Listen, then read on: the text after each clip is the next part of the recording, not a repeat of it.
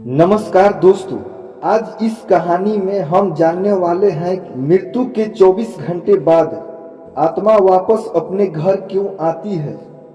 मरने के बाद आत्मा कितने दिन तक घर में रहती है। यदि आप भी जानना चाहते हैं तो इस कहानी को अंत तक जरूर सुने।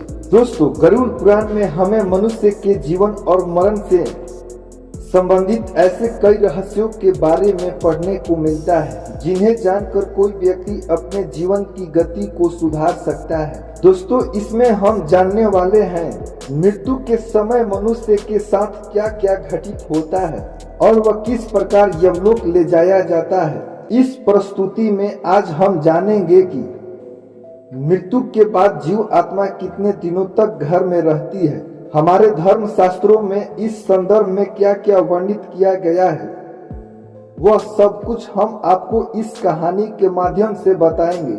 गरुड़ पुराण वैष्णव संप्रदाय से संबंधित है और इस पुराण के अधिष्ठाता देव दृष्टि के पालन करता भगवान विष्णु है। दोस्तों, कैसे यमदूत उस जीव आत्मा को यमलोक ले जाते हैं।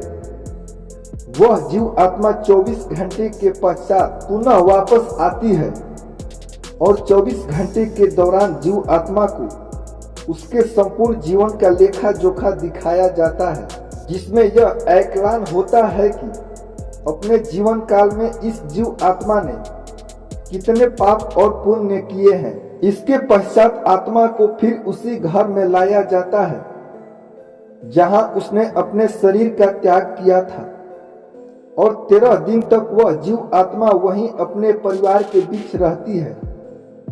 मोह वासना से भरी वह जीव आत्मा बार बार अपनी देह में प्रवेश करने का प्रयास करती है, किंतु यमदूतों के पास द्वारा बंध जाने से वह कुछ भी करने में असमर्थ हो जाती है। वह अपने परिवार, रिश्तेदार एवं मित्रों को उसकी मृत्यु का शोक मनाते देखती है।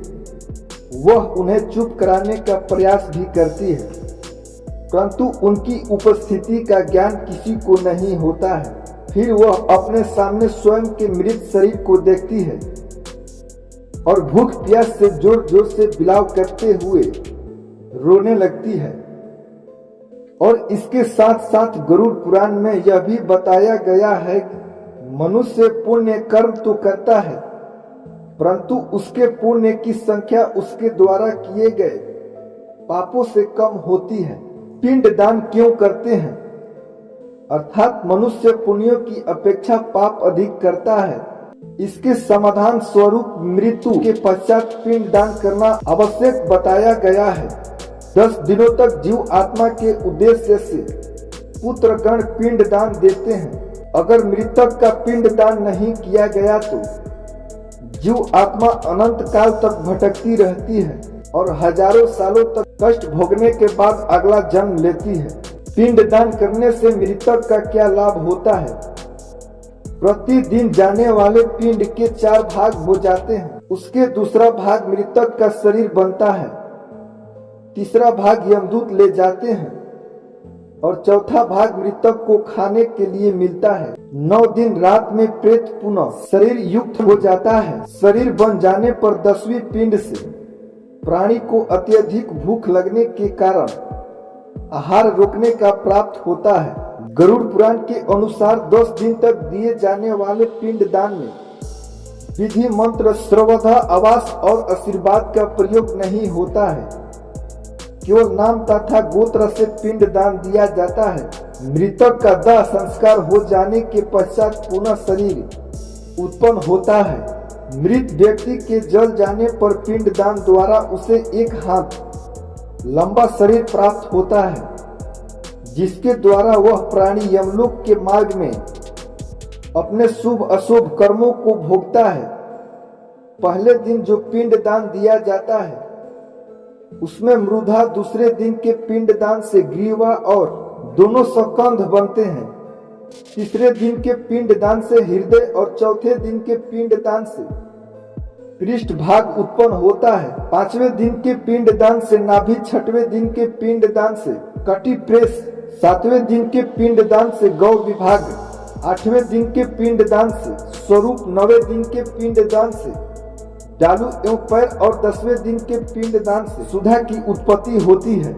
जीव आत्मा शरीर प्राप्त करने के पश्चात भूख से पीड़ित होकर घर के द्वार पर रहता है। 10वें दिन जो पिंडदान होता है उसमें मृतक का प्रिय भोजन बनाकर देना चाहिए, क्योंकि शरीर निर्माण हो जाने पर मृतक को अत्यधिक भूख लगती है। प्रिय खोजे पदार्थ के अतिरिक्त अन्य किसी भोजन का पिंडदान देने से उसकी भूख दूर नहीं होती। 11वें और 12वें दिन प्रेत भोजन करता है। मरे हुए स्त्री पुरुष दोनों के लिए प्रेत शब्द का उच्चारण करना चाहिए। उन दिनों दीप, अन्य जल, वस्त्र को कुछ भी दिया जाता है उसको प्रेत शब्द के द्वारा देना चाहिए, क्योंकि वह मृत के लिए आनंददायक होता है। 13 दिन तक शरीर धारण करके भूख प्यास से पीड़ित वह प्रेत और यमदूतों के द्वारा वहां पर लाया जाता है। इंसान की कर्मों के कारण उसको दंड दिए जाते हैं और वहां से इसकी यमलोक की यात्रा आरंभ होती है।